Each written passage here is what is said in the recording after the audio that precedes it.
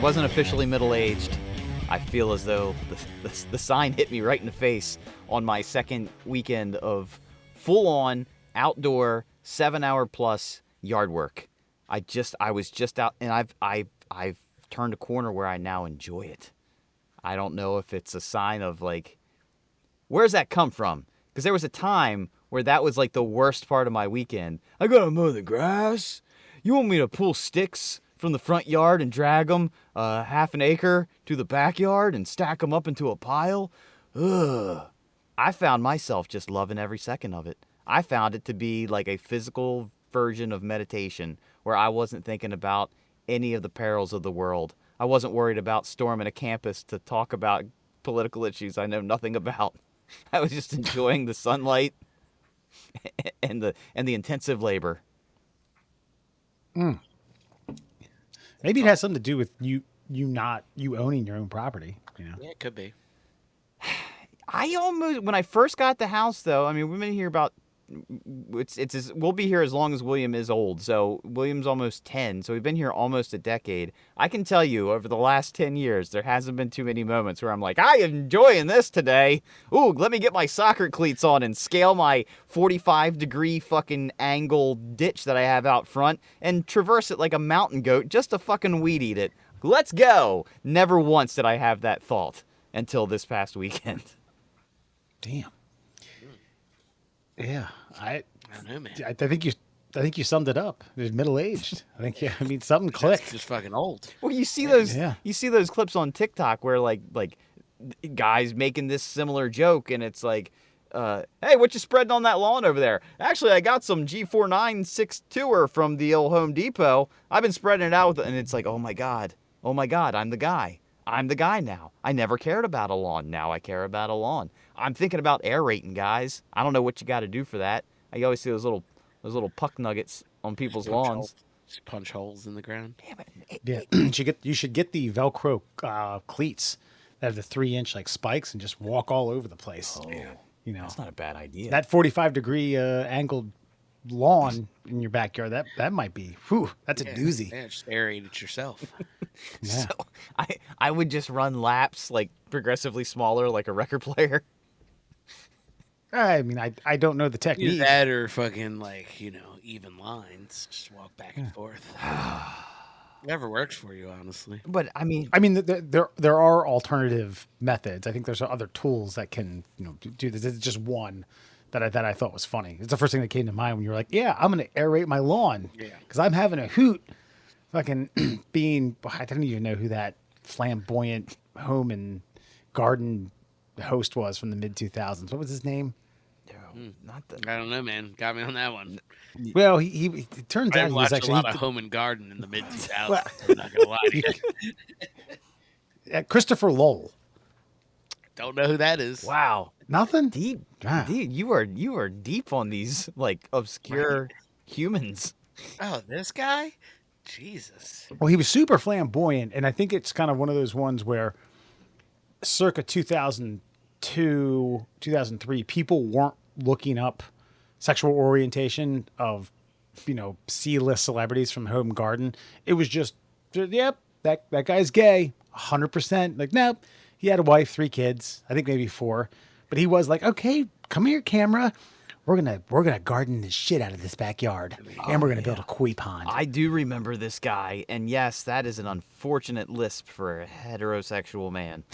Yes, it really is. He didn't have to work at that. Didn't just plop it on pre-teen years when you became evident. I wonder if there's a point in your life if you have certain features, we'll say, of your personality or your physical body where you're just like, I gotta point this gun in the right direction, baby.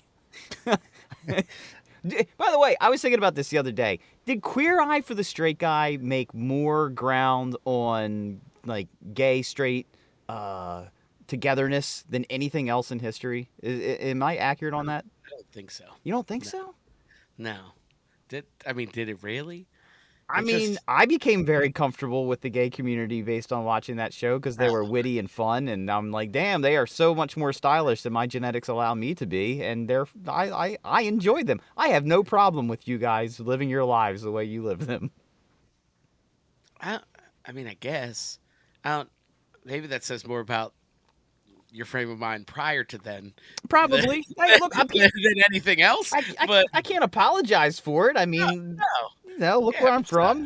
At I'm least just saying. At least I'm Yeah, willing to admit that I made a mental change in my life.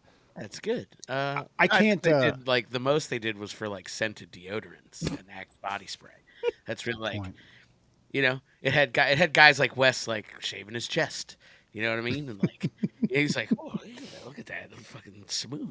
You know what I mean? Like it just made straight guys more aware to being like, hey, you fucking dumb animals, you can take care of yourselves. It's fine. Like, But doesn't you know what I mean? Yeah. yeah, but Wes, doesn't that count? Like because if you're taking advice from the gay community because you're like, oh, these dudes, well, look at them. They know what they're doing. They're very fashionable. They enjoy the finer things in life. They know what they want a man to look like to be attractive, so I should take guidance from them. Therefore, how can I be upset with them if I trust their opinion? Yeah. I get it. Listen, point taken, but you did call out. You were like, West, like you were going to ask me a question. I just know that you do that, and we don't. Right. And Murr then assumed that I did that because of being comfortable watching Queer Eye for the Straight Guy. That's not why I started manscaping. Then why? Okay. Why did That's you? not but- why did I? Because there was a point as I started becoming more sexually active, and especially like the age that I was and the years that I was kind of, growing my machismo, if you will, where shaving your pubic hair was the norm. And then I just worked my way from the growing up. There was a point probably when I was like 25 where a little patch of chest hair and the pubic hair mended. It mend fences right around my gut. I just had to like take it all the way up. I think It'll never stop. what's really being said here is that like around the same time as Queer Eye, some fucking young lady that Wesley was trying to fucking explore sexually was like, it'd be great. I saw this Queer Eye episode. Just go hairless, and he was like, that doesn't sound like a bad idea. That sounds like a good idea. And then he went hairless. He got the poontang, and then he's just been riding with it ever since. As a matter of fact, yeah, it was like, hey, you should shave everything, and I mean everything. I'd be like, all right, give me a razor. I'll be right back. It's like, I'll be, done. And then it just became a life habit at that point. He's like, look at what it did for me. That's what I got to do to get laid? I'll be right back. Done. And then, a couple nicks and cuts here and there. 20 minutes later, I was a new man with some nicks. And I'd throw that razor away if I were you. That's You right. have no idea where it's been. And then I learned the unfortunate just necessity of post-manscaping and known as ingrown hairs. And they just happen. Yeah. Got to get over that. Yeah. Got to break out some needles. Anyway, no, I don't think Queer Eye for the Straight Guy mended fences amongst. Listen, no, let me backtrack. I can't name an example, but I don't think the show mended or bridged the gap between heterosexual and homosexual men You don't think so? the most. Nah, like he said, I think really all it did was like, your boy could come to the fucking to like a conversation with you guys and be like, hey man, guys ever like, got a wax? And like we weren't like, no, fag. You know what I mean? We were like, Sure. I heard about that. Like we just became open, like I said, to not like, we weren't like gays are cool now. We were like, well, maybe the gays have some hygiene things that the women folk might like us to take on into account. But we were definitely at no point where we like, well, we definitely didn't associate ourselves with gay. We were just like, I will take your scented oils though. But You know what I'm saying?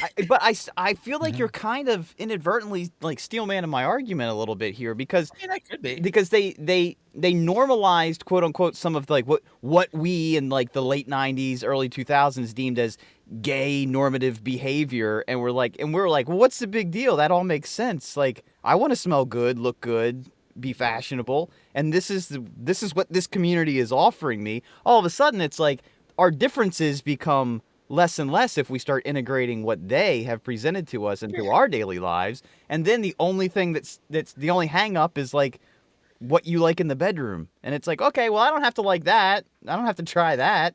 But so you go do you where I don't see you. and everything that we see out in public, I'm cool. Are you cool? I'm cool. Cool. And I feel like that, I mean, it was a big phenomenon. That show was pretty huge. Yeah, but they also I mean, the contestants. I mean, no one's winning something. I guess the person that they thrusted amongst these very GQ, very opinionated, very stylish gay men were schleps like Steve from Lincoln, Nebraska, who comes in with a polo 4 sizes too big in some busted New Balances. Like, I'll do anything you guys tell me. But like, fucking Steve. God. Well, a lot of it was the wives would get like their burly. He only wears hockey jerseys, torn jeans from high school, and white New Balances that he mows the lawn in.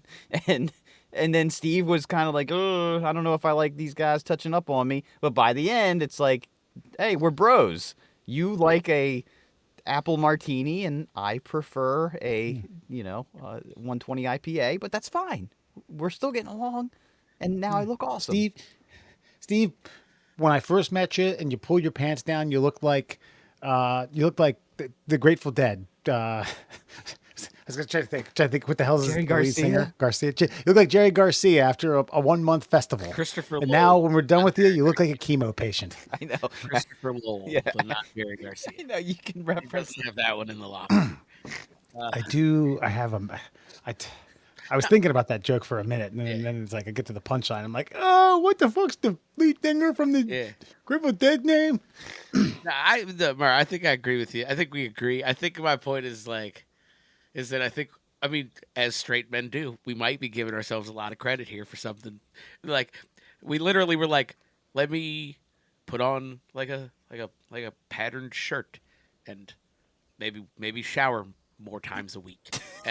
And like we patted ourselves. We were like, look at what we got from the gay guys, man. We can wear stylish shirts and fucking hygiene. That's cool, right? Like, we probably should have been doing that before, is all I'm saying. Yeah, no, you're right. You're right. But I think sometimes it takes us to, and this is, I'm not trying to other anyone. I'm just saying this is the growth. Sometimes we need the opinion of a dude. And I think at the time we didn't think of gay men as dudes like like we do now. And now, like watching that show, it's like, oh, these guys are pretty normal. They're into they like to booze. They like good food. But they like the best booze. They like the best food.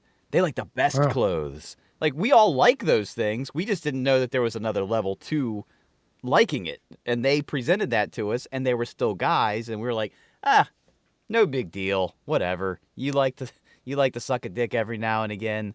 I don't. That's a very small difference to get over at the end of the day. For some people, that's a big hurdle. That's a large mountain. My God had me dressed to the T's. Me and my wife was loving me. I'm smelling good. I'm thinking, but I ain't hanging out with them. Nope. But now, 2024, we'll hang out. It's fine. It's cool. It took a while to get over that hurdle, but we did. And I'd say Queer Eye for the Straight Guy had a lot to do with that. And my good friend Christopher Lowell from the Home and Garden, I think. I don't know. But he used to do all it was gardening. It was like a Norm Abrams old Yankee workshop. Now that I've seen his face, I know exactly what you're talking about. I know who you're talking about. I hear the lisp in my mind. I got it 100%. But I got to say though about like the whole yard work thing, I really it comes back down to I actually thought about. Have you seen the Japanese gardens where they have just small stones and sand and they essentially set it up to where they rake nothing for no good reason? That's almost what it felt. You don't know what I'm talking about? They have like those rakes with the really wide teeth and they just seriously rake sand into a pattern, and it's just a meditative process that involves the physical work. And I thought, I should make one of those. I'm like, well, that's a lot of work. You're going to do a lot of work to set up something that allows you to do pointless work. But I got it. In that moment, I was like, or you could keep cutting these limbs and burning them in your barrel. And this is just fine. I don't know, man. It's just, I don't know. It just turned a corner in my mind that this used to be a chore. And now I'm looking around the yard and I'm like, wow, I'm looking forward to doing more of this. Let me go take care of that poison sumac out in the backyard. I'll go get me a beekeeper suit, and I'll start yanking vines off the pine trees. To say you're gonna turn into your parents in the Geico commercials. Like, what do you got there? Is those hedge clippers? Hell, watch out! You know, might sprain your wrist. Carpal tunnel. You got to use the right technique. Chop it right there, horizontal, 90 degree, perpendicular to your torso. No, but I sat out there for 7 hours pulling and burning sticker bushes. Maybe that. Hold on. Maybe that's the key. Alan, chime in. Yeah, he went to his animalistic. It's burning stuff. The burning. It's not anything to do with what you did before the burning. There is an art to a good burn barrel fire, man. I got out the like the snow blower, not the snow blower. What do you call it? The thing that you use to blow the grass clippings off the driveway. I got that in there. It's okay. And I like a air. Why can't I think of it? I don't know. Leaf blower. Yeah, a leaf blower. Yeah, so I got my leaf blower, right? And I was like, what if I started introducing the leaf blower to the burn barrel? I got the tornado of fire about 5 feet above the barrel. And William was out there with me, and he's going, ha, ha, ha, ha, ha, raising his hands like he's some sort of sorcerer. Oh, it was awesome. It was great. It was amazing. Yeah. I mean, I accomplished absolutely dick in the grand scheme of life, but it was a fun fucking 2 Saturdays, man. Oh, this was spread across 2 Saturdays. Oh, yeah. I've been doing this for a while now, and I just realized the epiphany hit me that, like, I could sit in the lotus position and hear fucking wind chimes and water drops, or I could do this shit, and this shit feels a little more reasonable to me. Yeah, you could also do nothing. I mean, there's that. Yeah. Yeah, well, nothing involves a lot of fucking rattling inside this fucking cranium of mine, and I feel like I need to do something to stop that. And that's why Maybe that's the. I need to move forward with what I've... You got one of them lady brains. Got it. Yeah, you're watching too much Queer A Eye. lot makes sense now that I actually put it into that context. One of those lady brains. Stupid brain, lady brain. We got a few lazy bones. Middle class holes, everyone. Foxman, Alan, and Murr. There was one thing you had said about Christopher Lowell having a very unfortunate lisp.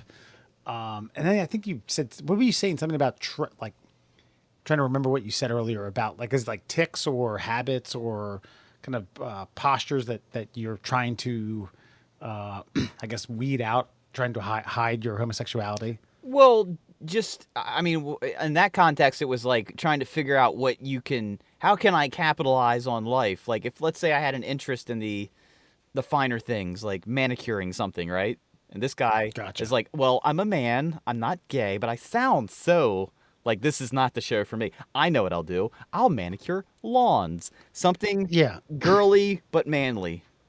You're not doing play-by-play for monster truck rallies or, voiceovers for Jack Link's beef jerky. You're doing... Do you like meat in your mouth? Good salty meats? Here comes Bigfoot. Maybe. There's a new market out there. We can maybe work that out, but I get your point. What I was going to say is like the early to mid 2000s, there was a center for Villanova, Will Sheridan, who later on came out of the closet. But I think that the feel good story about it was he disclosed this to his teammates, and they were all like, "Cool, man, we got you." This is for the most part, social media, but internet's still prevalent. I mean, this type of stuff could leak, and 13 other guys and some coaches were like, "Got it, man. Our lips are sealed. This is your story to tell. You're our friend. You're our brother. You're our teammate. Don't worry about it." And he was talking about playing basketball in a manner, playing actual Division I basketball to where he didn't look gay. He said the only thing he couldn't shake was how he ran. And he was like, "Fuck it, I run gay. I can't fix that." I mean, at least he's honest, That's a great self-awareness, man. Like, I can't fix this. What, he run with his wrists by his shoulders? Like, I don't think it was as bad as he made it out, but it certainly was like a little like, It's a little Interesting. funny. Yeah. Yeah. Look it up. Will Sheridan. dude. He could rebound. Fucking, I mean, he Dude, did his job. I mean, look, man. I think the greatest testament to like the American psyche is like the whole documentary "I Hate Christian Laettner." Like, Yeah, I didn't say. you know what I mean? They don't hate him because he's gay. You hate him because he fucking hit the most clutch shot in college basketball history. Good God. Yeah. I watch that like once a year just to be like, fuck, dude, that's just to get step, turn, fog, and fire and make it. After which he, like, if that game had been played today, he would have gotten kicked out because he stomped on that Kentucky player. Well, There was like the guys like battling for a rebound. Leitner, it's kind of one of those ones. It could have been a jump ball had it been gone on a split second longer. And Leitner's tossling with the Kentucky guard, shakes him off. Guy falls down at his feet, and then Leitner stomps on his chest, and got teed up. But today, yeah, they're like, you're gone, bro. Well, everything's soft today. I mean, Yeah, true.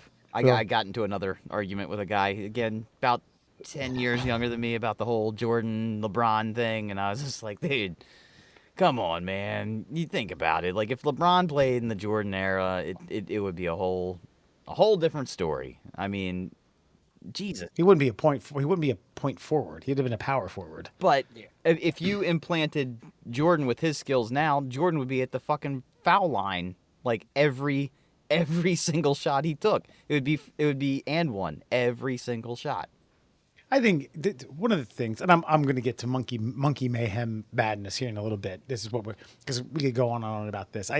The one thing that I try to implement or just interject or inject into that argument of these people is like, look, you're talking about the best of this. It would take them a little while to figure out, to adjust to that style, that era of basketball. Okay. Jordan, think about this. Kobe Bryant shot 3 times the amount of threes that Jordan did. All right.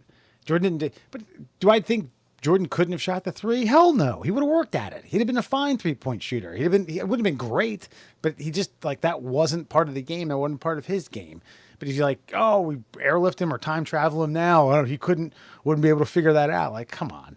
And same thing with LeBron. Like, no way. Game's way too physical. Guy's 6'8", 280. He just would have played a different position, though, and he would. He played a different, he would have, yeah. No, yes. and I'm not. The one thing I agree. Like, boy's big bruiser. I think if you coached him right and to play him in the right position, he'd have been just fine. But as a character, he's a bitch. He's the whole ass fucking bitch. So, yes, is he big enough to have gotten bodied by those fucking Detroit Pistons or to body some Detroit Pistons? Sure. Is he man enough to? Absolutely fucking not. Good point. Yeah. That's all I'll say about it. And I'll say, as far as this era of basketball is concerned, will LeBron be the name that people speak first? Absolutely. But the person who changed this era of basketball as a game would be Steph Curry. There's a good graphic out there of like where shots on the floor are taken based on the Steph Curry era, and the 3-point shot, it's like inside the paint or behind the arc. That's it. There's nothing taken. People don't do no mid-range. There's no jump shots anymore. It's either inside layup, power fucking basketball, or long ball from downtown. That's it. That's because that's the way he dishes the ball and the way he shoots the ball. And so that has nothing to do with LeBron. I mean, but look, and that's not to disrespect LeBron. I say LeBron's number 3 because I think Kobe's better. I think Kobe was a better all-around player than LeBron James is. But there's no fucking of all the basketball players that have ever existed. Is it really that much of an insult to say that you were the 3rd best that has ever fucking put a uniform on and fucking stepped onto the hardwood? That's a great point, because I've been at places arguing where someone said he's not top 10. I'm like, okay, Nate, okay, make your argument. Name me 10 better. Once they get past like 5 or 6, I'm like, stop. Yeah. Stop. You're lying now. Yeah.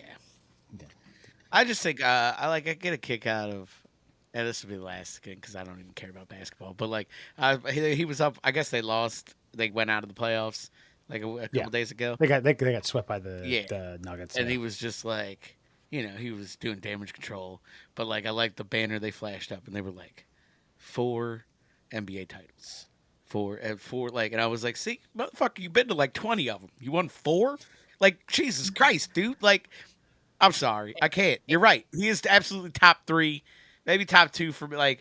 But yeah. Yeah, but he also got to pick Right. he got to pick his teammates too, Also true. which is He built half of them teams. and so I think that factors in. I mean, yeah, okay, Mort Anderson, does he still have the record, or is it Vinatieri? Who's got the most points in NFL history? Like, it's a kicker. You know what I mean? I think it's Vinatieri. Yeah.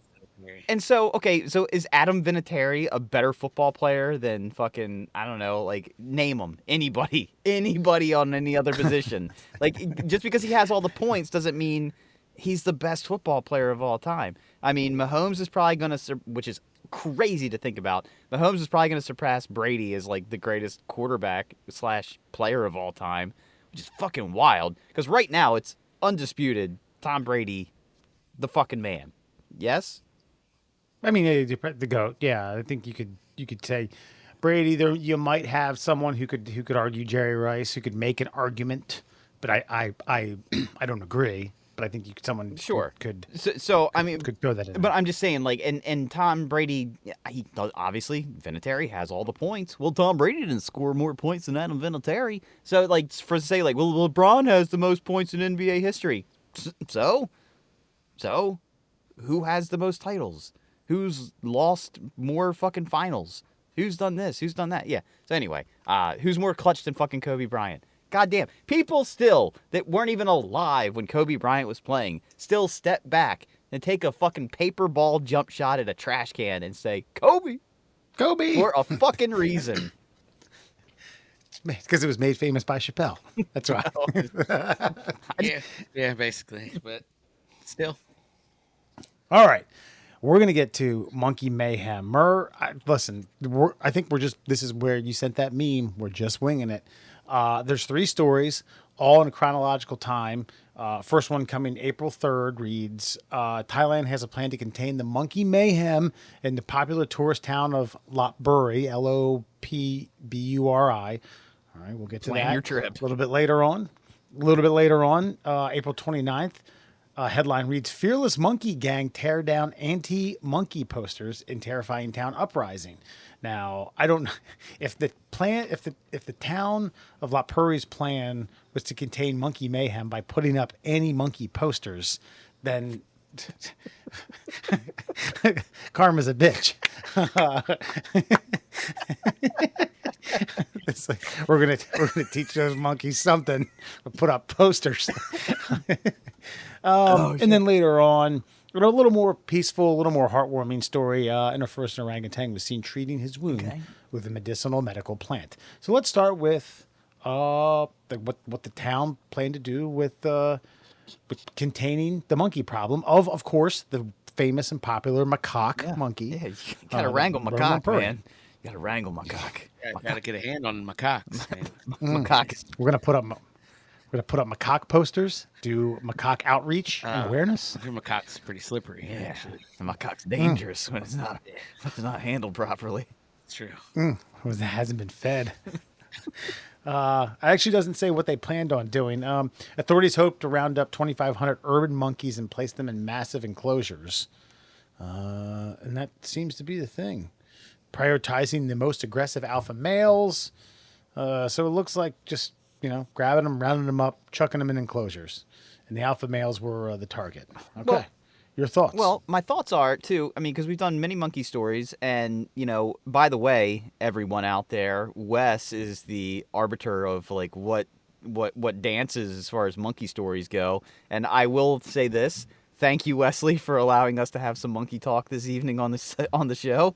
Yeah, appreciate it. Well, to be quite honest, in my unbiased opinion, I just couldn't help myself. Thank you. No, I know, and you know what? We need you. Okay, we need you to wrangle the monkeys in because Alan and I would talk monkeys every week. This would just be a monkey show. Yeah, it would. We'd have to rename the show the Middle Monkeys, and that it wouldn't work out. If you remember though, you Wes have mocked me and Alan for we love the monkey rodeos, the monkey butlers. There was a whole town that had monkeys climbing the trees for what was it, Alan? Coconuts? Yeah, I think so. Oh yeah, they put them to work to get like coconuts and shit out of trees. Or pineapple. There was a bar that was totally outfitted with monkey employees. entertainment it was like bartenders. a monkey sports book. And for some Yeah. reason, Wes, For monkey sports. you had a problem with this, and you see, this is the thing. What are you doing with the monkeys? Is it more humane to put the monkeys to work or to put them in enclosures that they don't want to be in? Obviously, the monkeys, much like our Columbia University students, are rioting against the actions that are potentially being taken against them in some capacity. They've ripped down signs. They're like, no monkey enclosures. Like, they're aware. It's almost scary how aware they seem to be, because why would a monkey see a picture of a monkey and tear the monkey picture down? Well, if you're a non-thinking primate and you see a picture of a monkey, wouldn't you think that's like, oh, they're worshiping us now? I dig this. But they seem to know the jig is up. Yeah, it doesn't necessarily say if this was coincidental, just that they were ripping down any sign, and it just happened to be an anti-monkey sign. Oh, is that right? There was any sign. They take it down road signs? It says the banner's called, it basically was like so the banner, and mind you, it's not some bitch ass like paper poster. I mean, this is real deal, authentic, heavy duty, it's like Teflon, but Professional printer put these together. professional printed paper, and it basically it's calling for or promoting catching him in this town and releasing him back into the wild. And they were just fucking tearing these puppies up. There's no wild left, okay? I mean, if you watch the nightly news, you hear about the global warming, climate change, cooling, or whatever the fuck's going on in the geosphere. Like, there's no going back to the wild. You can't introduce these things to the modern world and say, go back to your leaf eating and butt scratching and where no one can see you. No, they know what's up. They know we've got cell phones. They know we've got like crackers and trail mix at all times because these people are tourists and they're on vacation and all that jazz. They're not going back to the wild. They've tasted that sweet saffron. They understand the savory natures of the foods that are on the streets that are being cooked on trash can lids in third world countries around the world. They ain't going back to fucking nature. They know what's out there. So what do? I say we train them. Like, I'll tell you, we can get to the training, but keep in mind, I got something. We're merging two of your favorite things here in a second, but you want to train them to what? More rodeos, more bartending, more gesturing, more music, more, what do you want? Mini cars, kind of a NASCAR style, pit crews. I want all of it. Sport. Monkey trade schools. Yes. You know? What about curling? Anything, man. literally anything you could think. Literally anything, because here's my plan now that I know that this is out here. We are developing AI, and we're not sure that we're going to be able to fight it. So we're going to need to throw a lot of fucking organic resources at AI should AI turn on us. And so since we are the thing that evolved to be what we are from the thing that they currently are, I think we need to train the thing that we once were to destroy the thing that we may create. And so I think it's time for us to start having these whimsical, fun, kind of Olympic monkey games in order for the monkeys to be prepared for the upcoming apocalyptic war that we're going to have to fight with the AI biomechanical robots that we then create through Boston Dynamics. It's got a good point. Because, like, the AI robots can probably rip our arms off, but so can monkeys. So, like, if we have monkeys on our side, this could work. But I'm fairly certain there's a series of films about how this goes awry. Yes. But they're two differing films, right? So this is what you do. The enemy of my enemy is my friend. So you said, is this a They'll Never Make It episode? Are we doing like Terminator meets Planet of the Apes? Exactly. Doing You are 1,000% correct, sir. Instead of us being fucking Reese and hanging out underneath a burned out Chevy S10, the monkey is the Reese. The Rhesus monkey underneath the Chevy S10. The Reese macaque. Yes. Gotcha. No, by the way, before I forget, this is going to mend monkey mayhem and conspiracy. There's a tourist who are suspecting that whether or not the town that's been lacking or has taken a hit on tourism, which relies on the monkeys for tourism, think that these anti-monkey signs were put up as a as a farce to get more tourists to come into town. Because check this out, the town hosts an annual quote monkey buffet festival the last Sunday of November. So it's kind of like a monkey Thanksgiving, so to speak. Hold on, wait. Do the monkeys join you, or they're eating the monkeys? This sees a banquet of fruit laid out amongst the ruins of the Prang Pang Sam Yat temple to show the appreciation for the town's apes. So they just throw a bunch of fruit at this temple and hilarity ensues. Yeah, that's fucking great, man. Like, what are we fighting it for? I just you know what you're getting yourself into. Maybe this place, maybe the airport at these, second world countries, we'll call them. Maybe they should sell like tethers. Hey, tether your cell phone, tether your keys, tether your hair, tether your French fries, tether everything. Just sell monkey tethers. I don't know. Maybe we should get into the monkey tethering business, and we'll sell them to like Singapore and India and all these places that have the monkey problems. Just be aware that the monkeys are there. You're in their neighborhood, so be lucky. Yeah, and I'm glad you said that, because the plot thickens as I read on. However, over the last few years, the monkeys have grown rambunctious. 2 years ago, a primate turf war was brought to La Prairie to a standstill as monkeys descended to the city center in search of food. So kind of like a West Side Story type thing with macaques. The shark macaques versus the jet macaques. Well, they just need to find a couple macaques that to intertangle with. Like they need to find like a king macaque and a queen macaque and just get them together. Let them do their thing, merge the tribe. I do agree with you, because it's kind of like, I don't want to say biting the hand that feeds you, but look, this town relies on monkeys for tourists because they think, again, they get dicks like us. Like that sounds amazing. I want to go to a town where macaques are fucking doing a variety of things. And now it's like, wow, they've gotten rambunctious and they attack and they have turf wars and they fucking pickpocket and pull purses away and steal from people. We gotta taper this. It's like, come on, what do you want? What do you want? The happy medium? I think the happy medium is the right goal. I think you need to figure out, like, study the macaques.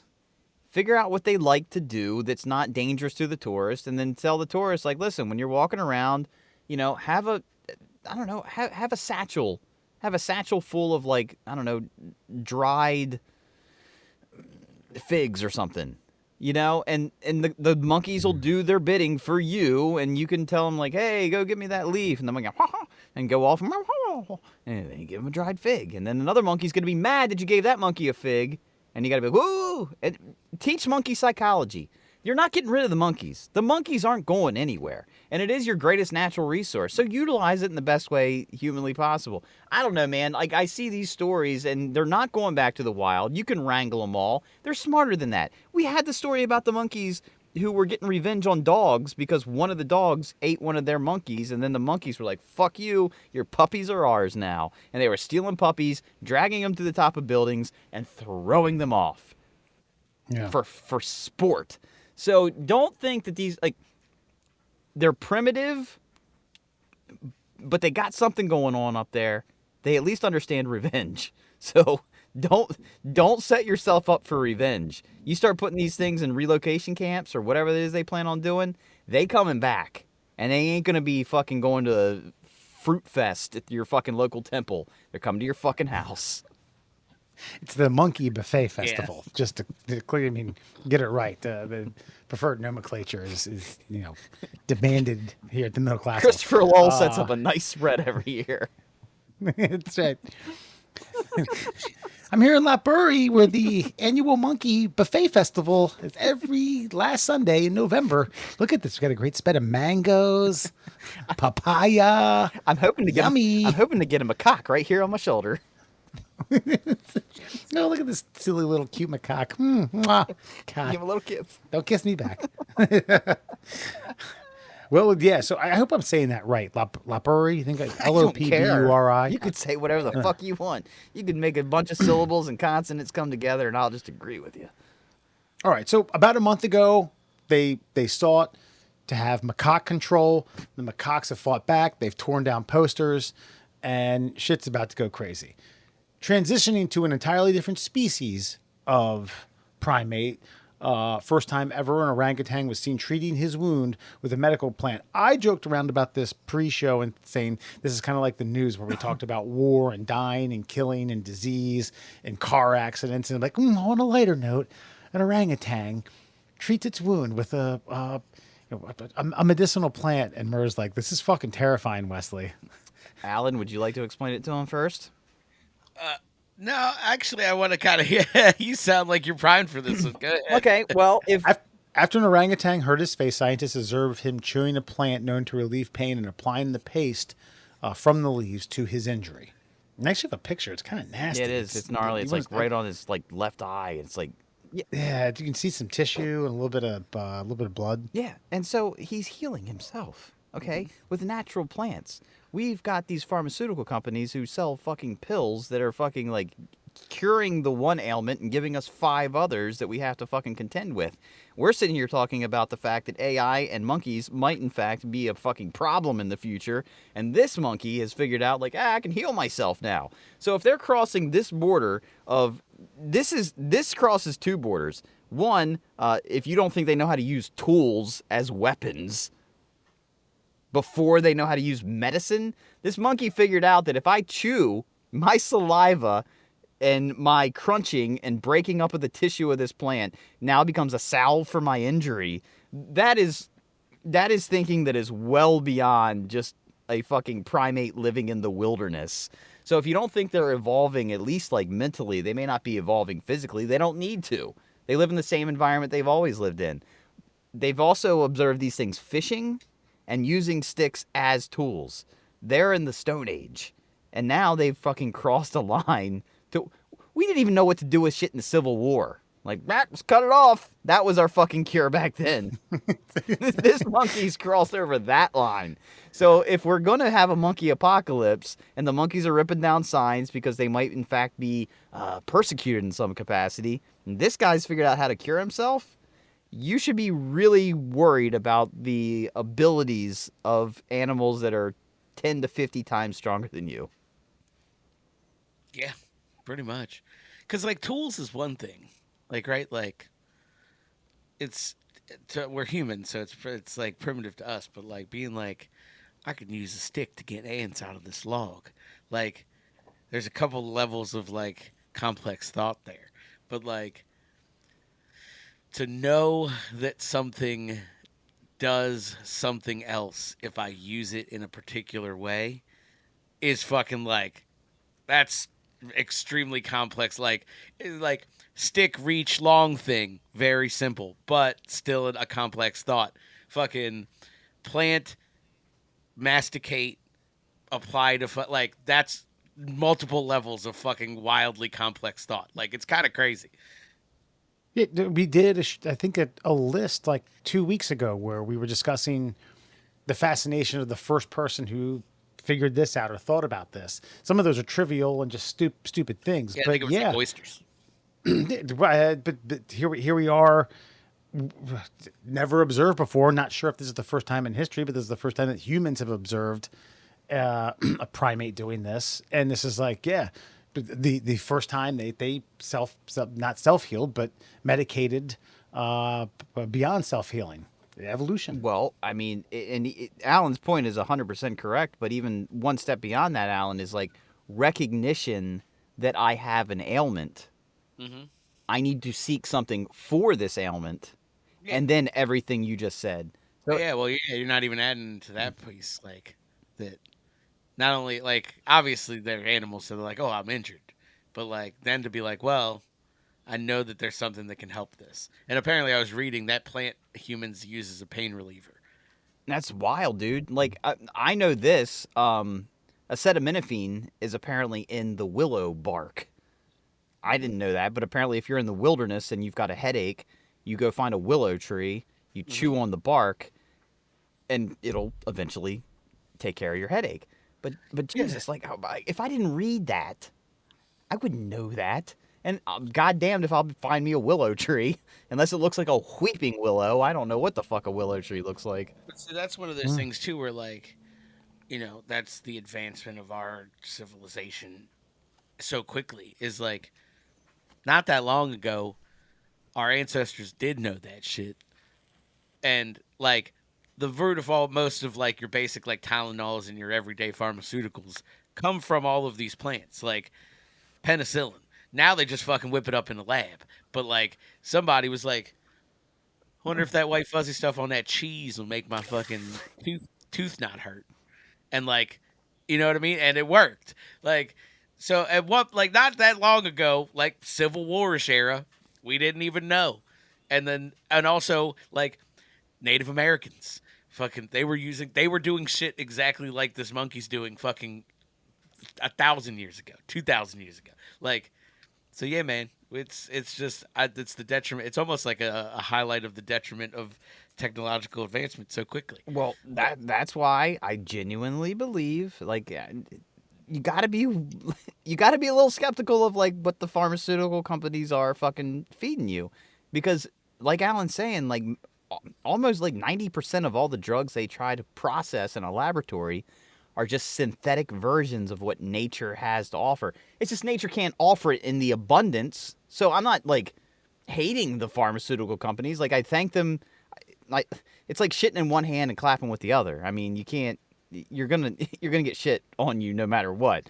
But they do know that certain plant elements will cause this positive outcome. Then they have to try to synthesize it. But when they try to synthesize it, there's a lot of fucking, there's side effects, if you will. Hence every commercial that comes on in between a fucking baseball inning. Side effects may include runny nose, fever, diarrhea, upset stomach, cancer, death. For sure, you've heard something of the sort of like, the cure for basically every human ailments in the rainforests. And that's why like conservationists are like, we can't fucking tear these down. We don't even know what's in here from a biodiversity standpoint. And like, there's loggers just being like, well, wood, right? Yeah. Furniture, and then, but that's the thing we don't know is like, there are pharmaceutical companies who buy up land solely to fucking be like, what's this leaf do? Yeah. What's this bark do? You know what I mean? But then they're going to turn around and fucking, charge you $800 a pill when it cures cancer. Dude, there's this guy. He's a mushroom scientist. I don't know what the technical word for that is. So, mycologist, I believe. Okay, well, there's a mycologist, and he will go and he will teach some of these loggers like what some of these mushrooms, like rare mushrooms, look like. And if they're cutting down like an ancient growth forest, they'll call him, be like, "Hey, listen, top of this tree, we found this fucking mushroom that you've been looking for." And he's like, "Holy shit, we've only found 2 ever." And yeah, they'll cap it, they'll send it to him, and then he'll fucking culture them and grow them in his lab. And he's finding out shit that we've never known. But there might have been the Aztecs. They might have fucking known about it. The Mayans might have known about it. They didn't know what they knew about it. They just knew the outcome of, like, ingesting it. Yeah. And the monkeys are on the verge of figuring this shit out. Yeah. Well, I think a risk mitigation plan is we can't have these monkeys in Indonesia communicate with the macaques in Thailand, at least for the interim. Sure. Just can't have them communicating, just separate. They just build the wall there. We'll start there. Good thing there's the Pacific Ocean, or at least bits of it, separating them. So, and by the way, there is a 1992 flick. I had to look it up with Sean Connery and Lorraine Blanco. Remember her? She was Henry Hill's wife in Goodfellas. Oh, okay. Yeah. Okay. It's called Medicine Man. It's about trying to find a cure. I think it's cancer. In they're putzing around looking for mix and matching things in the rainforest. Yeah, man. Yeah. It's not my good bad movie. No, but it's funny you say that. Like, I can actually see Sean Connery he's bald still because he's Sean Connery, but he does have a ponytail and it's tied up in the back. He does. Yeah. 100% correct. Yes. Yeah. I remember this. He's like wearing like the crocodile hunter's like outfit with a fucking ponytail. Yep. Know exactly what you're talking about. Booyah. 1992, folks. Check it out. So Hilarious. we got a macaque and orangutan situation, related just simply because they're, primates. More so that story. I mean, I don't know if I'll ever find myself in Lotbury in the end of, I pretty much would have to dedicate traveling there on Thanksgiving and tell my mom, sorry, Mom, I'm going for the monkey buffet at this temple. Like, whoa, Look, excuse me? But I just think we need to change our mental focus on like what we're doing here. Like everybody, well, we need to treat the monkeys with dignity and respect. Okay, sure. They are dumber than us, and we need to keep that in mind too. And you don't want to enslave like a species, but a species that can be enslaved also has to be sentient in some capacity. So you're giving them, again, you're shitting in one hand and clapping with the other. You're giving them credit on one hand, and then you're also taking advantage of them on the other hand. But on both hands, they get to live. They get to live a, I don't know, arguably respectable life that's better than the life that they would live in the wild where they would become extinct. And for the record, I was not a naysayer about these things should not happen, by the way. The only time, and I remember this vividly, the only time I said anything was the monkey rodeo where they were saddling them up on the back of dogs, which I said I didn't care. I would go and gamble so long as, which there's like favorites, and you can bet a win play show, and they have and Alan's actually, as a matter of fact, Alan said the only way I would go is if there was a monkey taking bets with a chalkboard doing odds. He had a visor. He had a visor on. He was just taking slips of paper. Like, I'm in. I said the only, they didn't specify in the article. I just didn't want the races to end and then they throw the monkey in a cage. Yeah, I don't want that either. But I feel like if you treat the monkeys properly, at least, and when I say properly, you have a jockeys club, Yeah. It's like a steam bath. Yeah. You get to talk about the races, Yeah. I don't want them like, no, I agree with you on that. I don't want them enslaved in cages, but you can cage the dogs up. I don't give a fuck about that. The horses. Oh yeah, the dogs have already acquiesced to being our pets. Yeah. Like they get whatever happens. The dogs are just glad to be there, man. You get a bunch of golden retrievers, and they're just happy to do whatever the fuck you want them to do. And with the monkeys, right. It could be an open air prison. I mean, I'm not saying it's not a prison. I'm not gonna try to sugarcoat that. It's a prison, but you can have a nice prison colony where the monkeys get to roam free. We call them zoos here in America. So as long as at least those monkeys over there, the fuck are the monkeys doing at the Baltimore Zoo? Besides fucking putting a finger in their asshole and staying away from the fucking plexiglass. I want to see if I'm looking at a monkey, I want to see his finger in his asshole, but I want him up close. Okay. So if these things are actually like wrangling, like doing dog rodeo, that works for everybody. Yeah. I'll go to a bar where they have a piano player, and I'm using air quotes, and he just plays the worst music you can imagine. But that fucker plugs away for 20 minutes. Like, God damn, this is good entertainment. What if like all of the jockeys, like, what if you used the jockey monkeys on dogs to round up the wild monkeys? You get what I'm saying? Like have essentially like monkey patrols. Look, you're setting up for monkey civil war, but in the interim, I like the idea. Yeah, I'm just saying. There's a set of monkeys with a unique set of skills and a set of monkeys causing terror. Yeah. The set of monkeys that metaphorically stole the other monkey's daughter and took her to fucking... Exactly. Yeah. Yeah.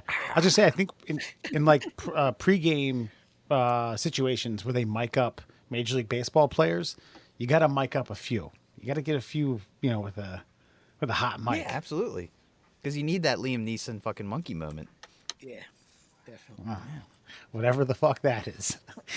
Alan knows what I'm talking about, and I just acted it out, and he understood every word I said. Yeah, I do exactly. I speak macaque. A little bit. I'm still working through Rosetta Stone on that one. I speak Liam Neeson in every species.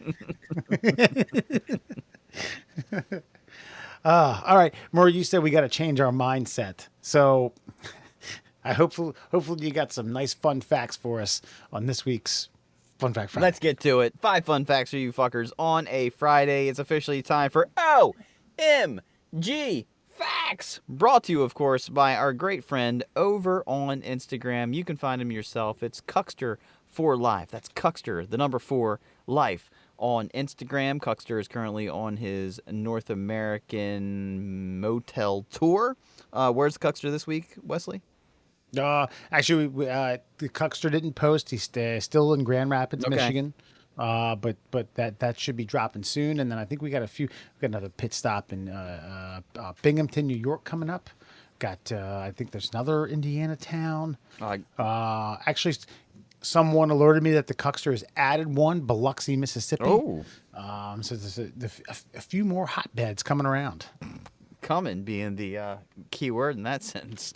So make sure you check out Cuckster for Life. And by the way, don't forget about our other sponsors too. You've got Flat Earth Science Advocates for Truth and the Shin Splints Recovery Group. They've been a little dormant recently. Still see a post or two coming into the Shin Splints Recovery Group, but make sure you check them all out on the Facebook and the Instagram. But let's get to it. 5 fun facts. Did you know plants grow larger and more quickly when watered with warm water than those watered with cold water? I did. Man, riveting. Anyway. Mind blown. I'm going to take up botany now. Well, cold water would signify that it's not spring yet, and the flowers are like, ooh, what's this? And so the warm water would signify that the air temperature outside is, at their optimal growing temperature. Therefore, they spring forth. Got it.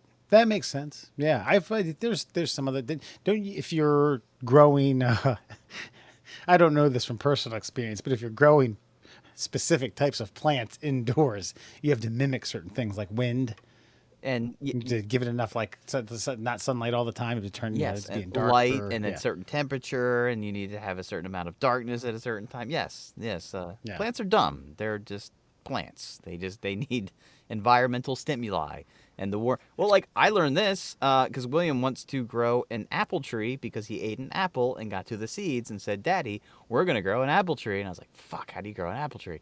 And apparently you have to put the seeds in a wet paper towel, and you have to put them in the refrigerator for a week, and then pull them out of the refrigerator for another week, and they're like, "Oh, spring has sprung," and then they'll start to germinate. Otherwise, they just stay fucking seeds.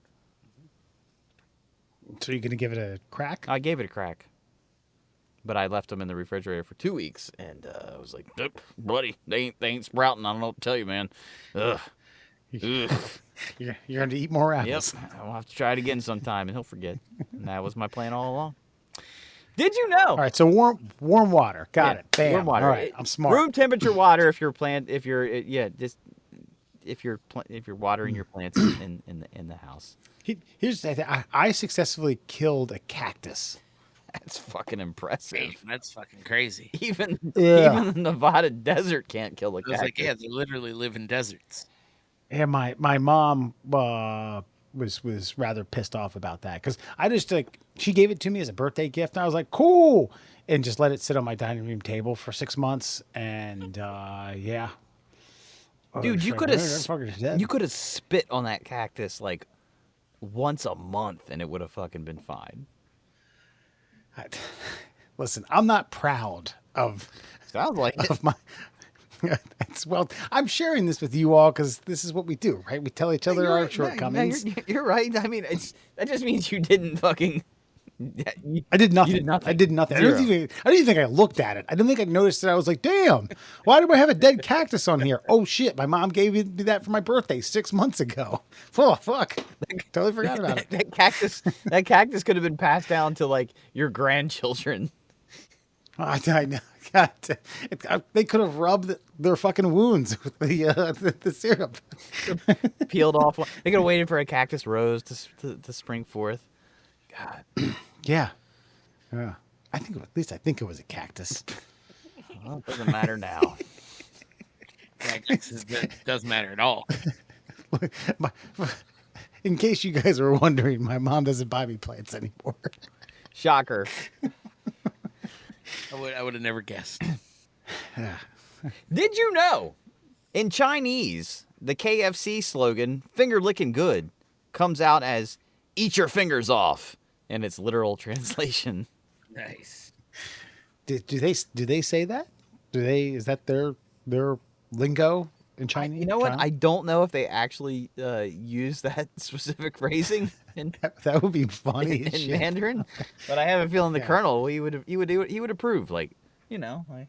Yeah, originally I wanted to say eat your fingers off, but the FDA said no. Fortunately for me, over in China, the tradition rang true. At one time, my chicken was so delicious that in order to consume it, you had to give a little bit of something of yourself, meaning your pinky finger. Hence the phrase, eat your finger off. We changed it to finger licking good in the 1940s. Sorry. Yeah, eat your fingers off. That's interesting. It's a bad joke. And that is, not only is it interesting because that's funny, but how the literal translation, because I'm thinking about, say you have a translator, you have someone from China, someone from the United States, and they're just trying to make casual conversation. It comes out like, oh yeah, this guy said, your nose looks like testicles that have cancer. Like, wait, what? Excuse me, motherfucker. Like, oh no, excuse me. He meant you have makeup or something on the tip of it. Well, I saw a guy on TikTok who was doing literal translations of like Japanese to English, and it's something. I mean, I can't even like mimic it because it's just like, instead of how are you doing good, I'd like to know for you. Just it's so bizarre, and it just doesn't. Basically, these translators are just fucking geniuses that are able to interpret the intention of the language and not the actual words of the language. Gotcha. Well, it's knowing both languages, right? Yeah, but if you were to just like sit there and like Google Translate word for word what they are, it's not gonna work. You have to understand the intention behind the words, and That's what I mean. Like that's why interpreters get paid well, because they know both languages. It's not, they don't just know the words that make up the languages. Like, they understand context. right. And so that's, you're able to, because like if you think of Spanish, like Spanish is everything's backwards. Like if you were to phonetically like break out Spanish sentences into English, Yeah. everything's just backwards. But a Spanish speaker knows it's like, all right, well, I'm saying this clearly That's just in English. Yeah, I know, but like I just think about a time where there might be some really high stakes. You better have the best goddamn translator that fucking exists. Hey, when I was toward the United Nations in New York, the tour guide said just that. There was some like hardcore negotiations going on, and basically most everyone has headsets on because stuff is being translated. And it's like, there can be instances where someone's like, hold on. Okay, this is what they, This is what they meant. Okay, I need to pause that for a second. Yeah. Right? Yeah. Yeah, because they said this, but they meant this, and that's two different Right. fucking things. Some chaos could erupt if Well, and just some misinterpretation. living with Maria as long as I've lived with her, like just these lost in translation moments. It's like we're so sarcastic, we don't realize it in America, like how sarcastic we are, and it doesn't translate foreignly. Yeah. I was gonna say, Shooty's wife from Iran, and saying like she even flat out said like, first of all, you talk too fast, and I've been in the country for about 20 years, and I can keep up for the most part, but once you guys start dropping in not only sarcasm but your guys' brand of fucking sarcasm, you can just tell sometimes we all are like, ha ha ha, and she's like, ha ha, okay. It's funny. Yeah, Marie doesn't get comedy. That's for damn sure. She likes Nate Bargatze. And that's about the only comedian I've ever had hold her attention for any amount of time.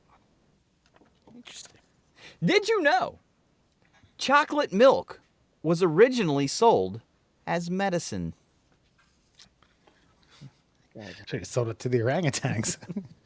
Hey guys, Just remember, trust the science. What's ailing you? I don't know. I got a toothache. Well, you need some chocolate milk. Chocolate milk. indigestion. Milk will help. I tell you what, put some cacao in there. Woo! And that's the thing. Solve that right up. What's funny about that is you're not wrong. It's like the milk will settle your stomach, and the chocolate will give you a little bit of a, like a boost. And Right. you're like, oh, that was, goddamn, we fixed him. We solved it. Then they do it. So I didn't even know. What does milk of magnesia do? Milk. What does milk of magnesia do? I mean, it's Yeah, what does that cure or aid? I believe it's a strong base. So like when you have acid reflux and you take that, it neutralizes the acid effect. Gotcha. I think the reason they Okay. call it milk is because it's like white. Like You're probably right. and it's- Yeah. And they've juiced magnesium in some capacity. I think it's also a laxative too. I'm fairly certain. Okay. The only time I say milk of magnesia is in reference to "Don't Be a Menace," when the self-righteous religious brother sees that ugly ass white girl. He's like, "Oh, my milk of magnesia." Dude, I say it to Sarah from time to time. I actually don't know what the actual magnesium that they want you to take, but there was this whole thing going on TikTok, like magnesium and some other vitamin, like it's really good for anxiety and this and this and this. Well, magnesium citrate is basically shit your pants juice, and people that were watching the TikTok video, and I actually went to try to buy some of this stuff, and I'm like, oh, it all says magnesium citrate. It's a good thing I know what the citrate part means, and not realizing that other people were dumb, and people were shitting their brains out trying to cure their anxiety. Yeah, the anxiety takes a back seat when you got your feet up in the That's a air. good and you're point. pulsating out your ass. Maybe it is a cure. It's It's just not the way you intended. like, what's next? Yard work? Did you know a platypus will close its eyes, ears, and nose while hunting for food? That's specifically for you, Alan. What was that? Sorry, I was reading something. A platypus will close his eyes, ears, and nose while hunting for food. We've gotten a full So much bio Yes, so on much platypuses in the show. Yeah. So basically, it only uses its magnetism. It's like Magneto when it's fucking hunting. That's all it does. It's like What do they eat? Do they eat like worms and stuff? I don't know. Aquatic. My guess would be small fish. Insect larvae, small fish, worms, shrimp, swimming beetles, water bugs, tadpoles, freshwater mussels, snails. The mussels is when they're when they've they got a good month of paychecks. Like, ooh, I'm gonna take you out. Yeah. Crack these fuckers open. It's just wild that. Actually, no, a mussel wouldn't be a good hunt. It's probably just bury Yeah, but around if you've the- got the your fish if you've is got what your it is. eyes closed, you're not sniffing around.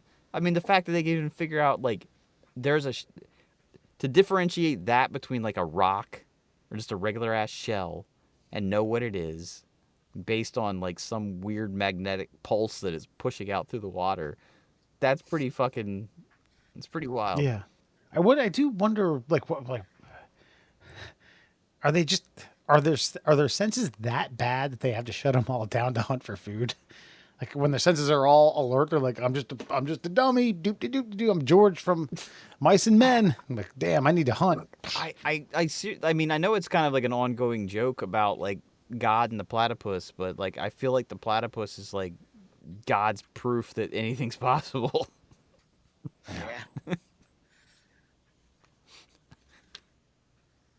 Yeah. Yep. Alan, you had that longing look like I'm gonna add something. I was reading why they do that stuff, and yeah, I- it's kind of basically just because they're dumb. They have that electrical, like Magneto sense, so they just use that. instead. Like in spite of the ability to see, hear, smell, they're just like, fuck it, I'm gonna use this thing. And I see what I think the problem is all these bugs, fish, and crustacean that Alan had mentioned that they hunt. They have too much iron in their blood. That's a great reference. Jesus. That's a great 20-year reference. Good job. That's a great scene, by the way. Yeah. Oh, And yeah. I'm actually impressed that you know it. Well, I used it as a joke at a whiskey distillery. Okay. Well, because she said the tour guide was like this 19-year-old with a deep Kentucky accent. We were in Louisville. Yeah. She's like, the base. I'm gonna have to do her accent because it just doesn't make sense. Like the base underneath the soil here in Kentucky, it's a lot of limestone. The limestone acts as a natural filter for the water that we use to distill our whiskey, and it filters a bunch of impurities, things like, and I don't remember what she said, and iron. And I was like, and that's really important because if that didn't happen, Magneto could control you. And it was amongst like 30 people in a tour group. I think I got one laugh. I'd have been like, oh, brother, this fucking guy. We stuck with him for the rest of the trip. Dude, that fucking scene still holds up too, because for anybody that doesn't understand, Mystique injects this guard with a bunch of iron and it's floating through his blood. Then Magneto's like, ooh, you've got a lot of iron in your blood. And he fucking rips it out of him and fucking creates 2 metal balls that he uses to destroy the fucking prison cell that he's in that's made of plastic, and then creates 2 fucking like platters to float himself to freedom on. It's fucking awesome. God damn.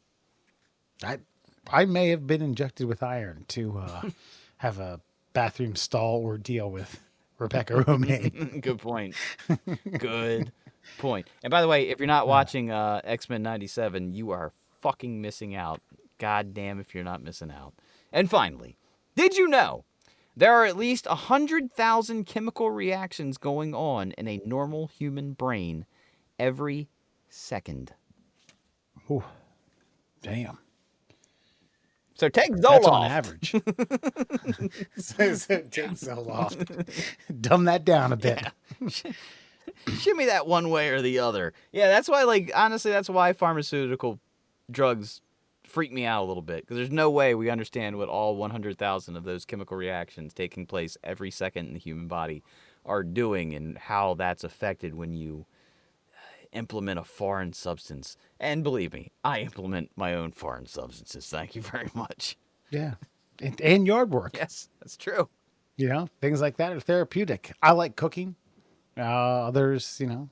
That's, you know, others like running. By the way, that's your Fun Fact Friday. That was my point of the open, though. Like, what have you guys discovered in, like, your years that, like, works for you? Like, I started meditating about 4 years ago, and it does. It works for me. I actually heard Jerry Seinfeld say something great the other day. He's like, you go to sleep. Why? Well, because you have to rest. He's like, yeah, but that's rest that's forced upon your body.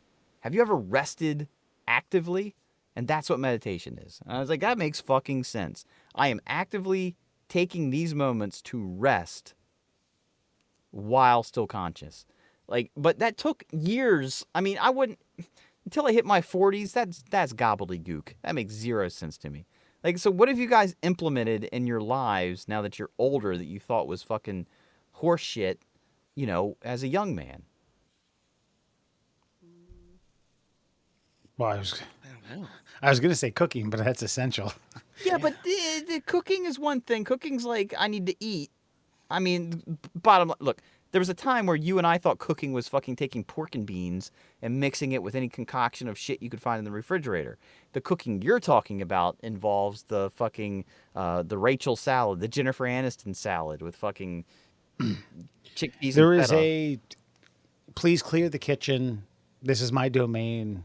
I want to put on some music and really, really grind away at this puppy.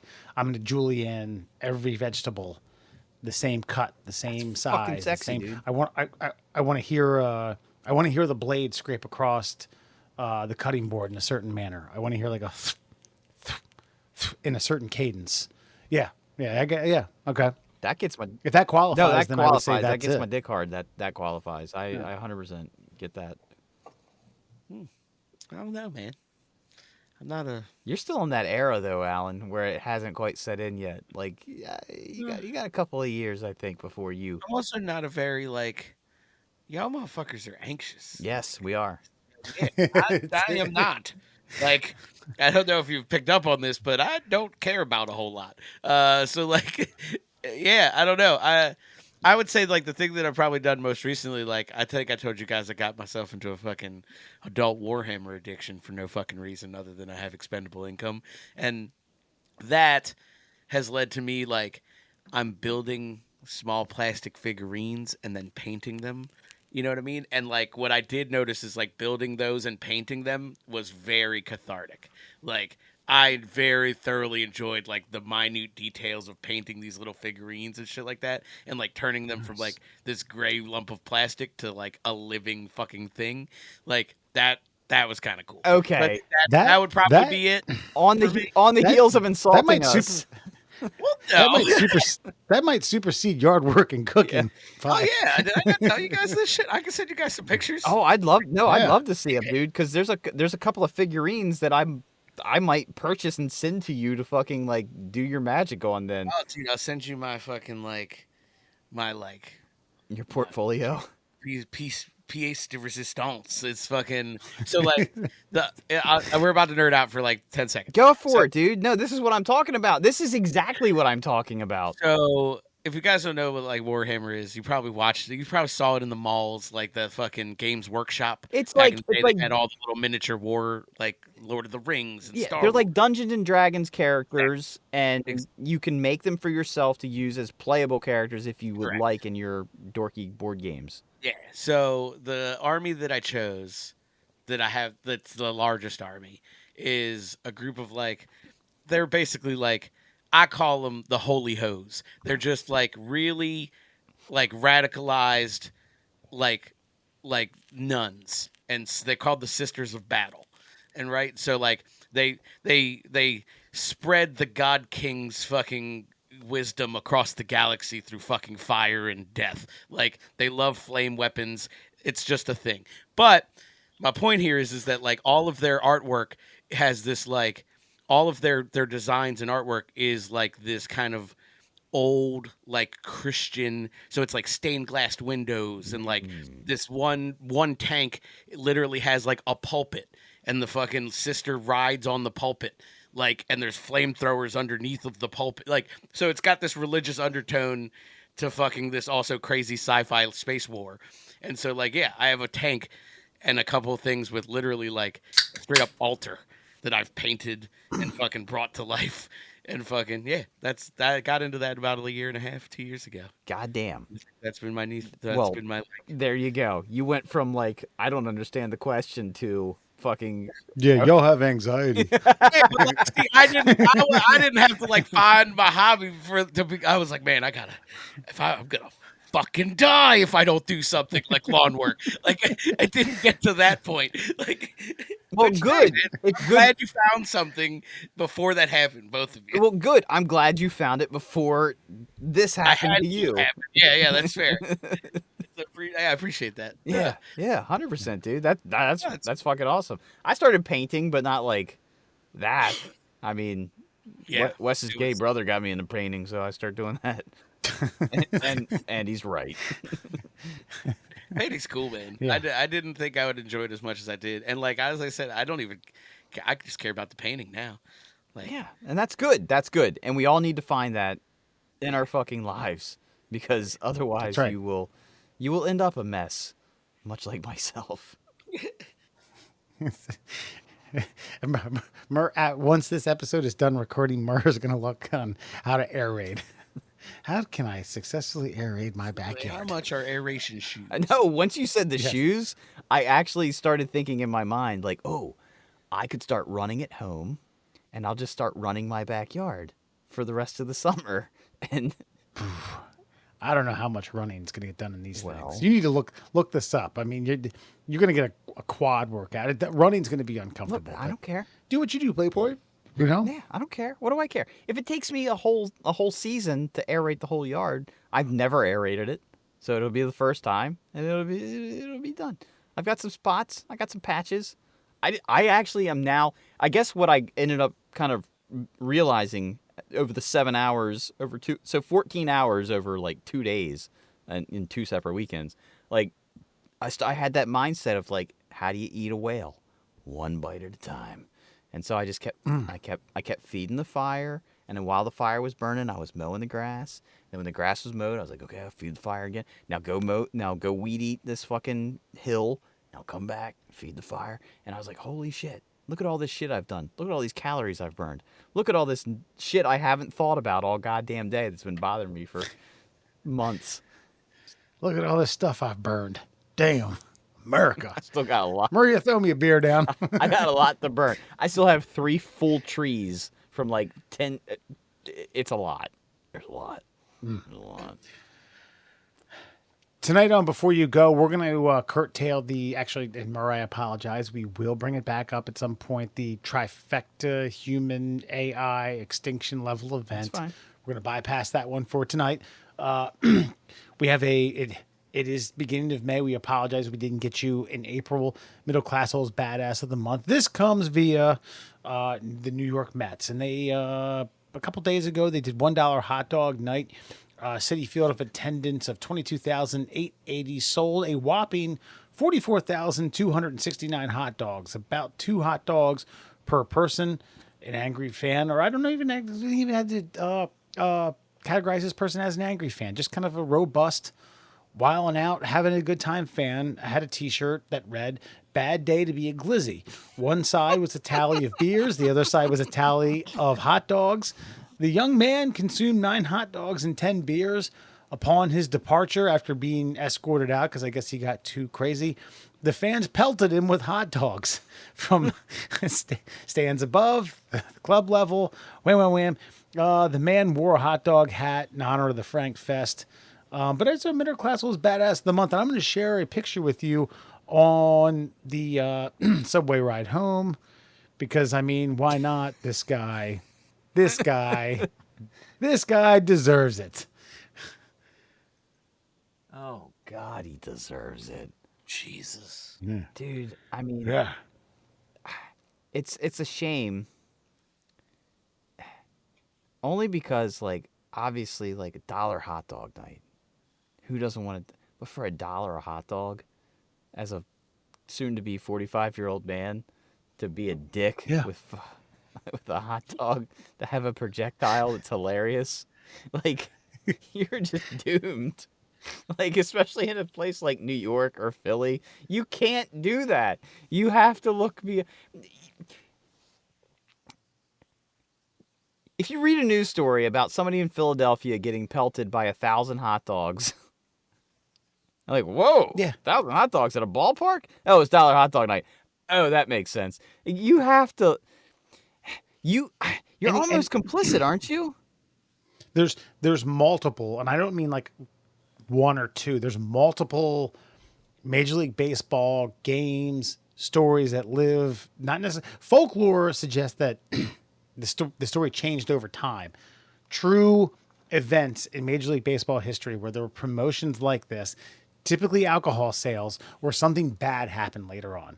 There was Disco Demolition Night where it was 50-cent beers and they blew up an entire carton of Demolition. If you brought in a disco album, you got in for free, and it was quarter beers, and they blew it up in the center of the field, and it started a riot and a fire. There's one in, I think it was Cleveland. It was 50-cent beer night.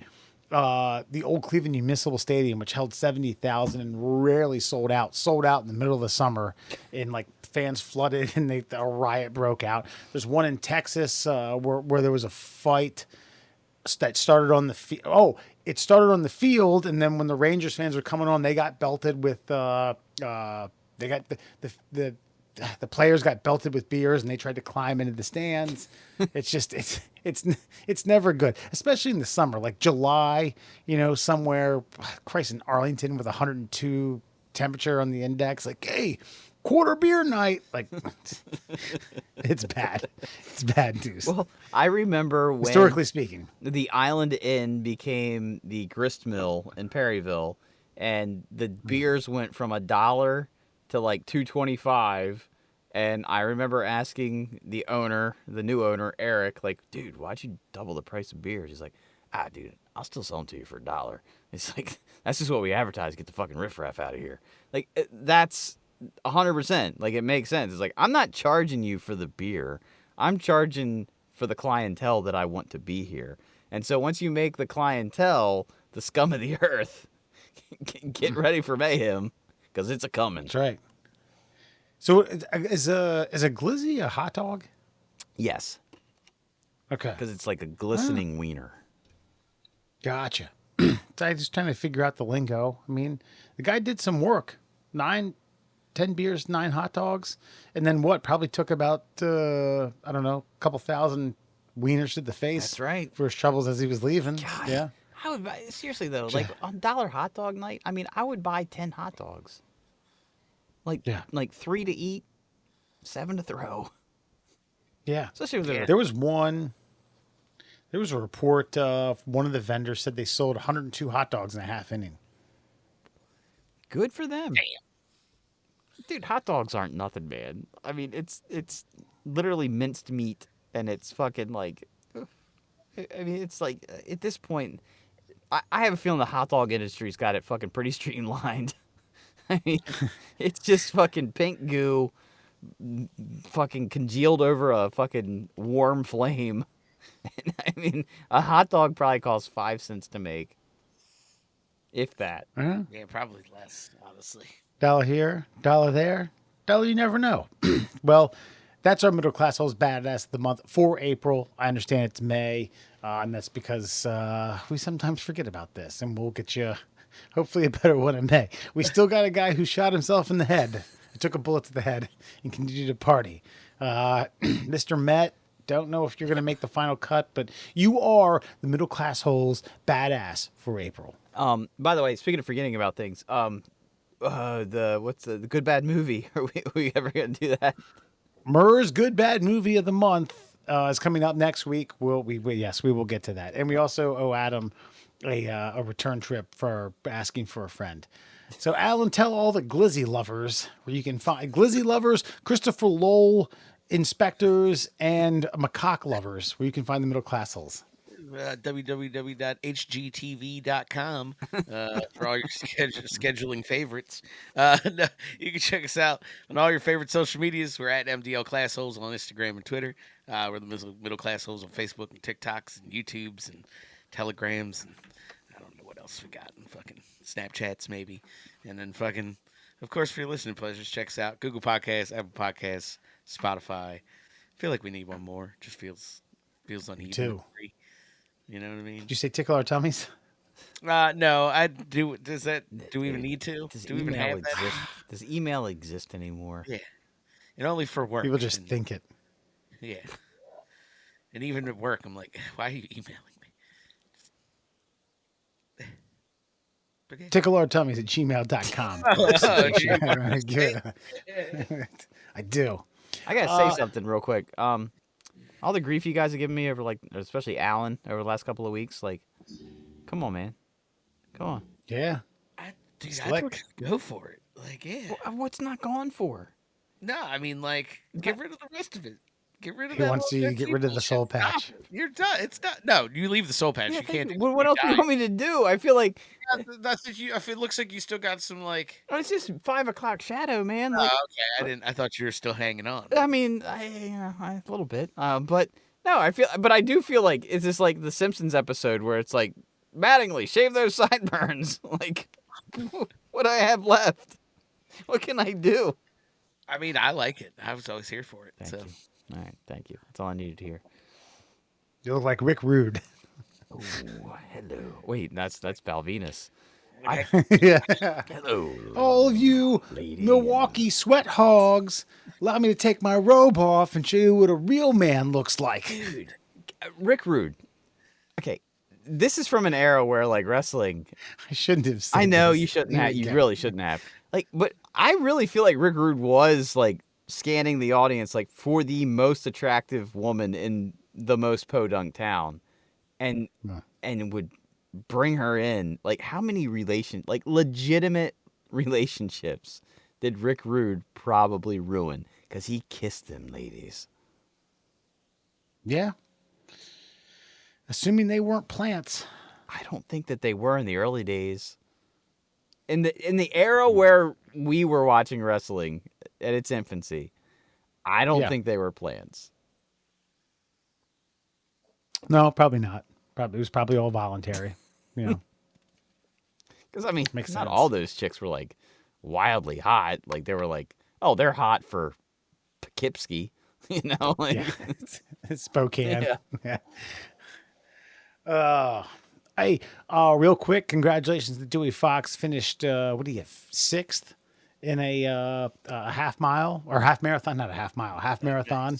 Yeah, I think he finished first in his age group, averaging like 640 miles. Murr and I talked about it. He was so anxiety ridden, so like, I don't know if I trained enough. Man, fucking blew it out the water. all right, I made fun of him for a minute there.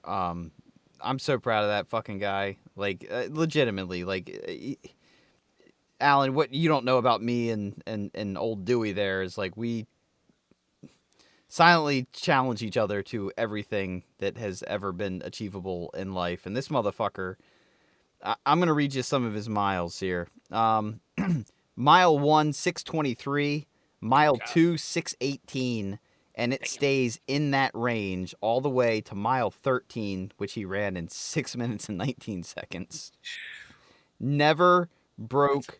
Right there. He only broke 6:30 one time. And this is a half marathon? 13.1 miles. That's pace right there, man. You're fucking kicking.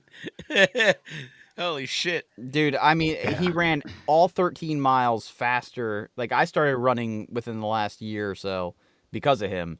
I have not one of my times, my fastest mile, not one of my times is as fast as any one of his 13 consecutive miles. Yeah, that's great. Yeah. So congratulations to Brother Dewey Love. And last thing, shout out to the family. Happy 75th birthday to Professor X, Diane Fox. My rocks. One in. And, one in. Yeah. Yes. So, I love. Can I say that I thought when you were like showing love to Dewey Fox, and then like you were like he finished 6th, and I was like, hey, how did he finish 6th in a poetry slam? But I said something athletic, and I was like, oh, all right, that makes sense. I was like, damn, Dewey. You know what? Finish first in the most athletic poetry professor of all fucking time. Right? that's right. No other poetry professor can touch him No. in half marathon. They might try, though. They were like, Yeah, it's like, your prose wasn't poignant enough, motherfucker. You finished 6th. that's for you, Dewey. Literary jokes. all right. Yeah, like I said, we got another Good Bad Movie review. And Adam from Asking for a Friend coming up in the next few weeks. Folks, appreciate it. Have a good one.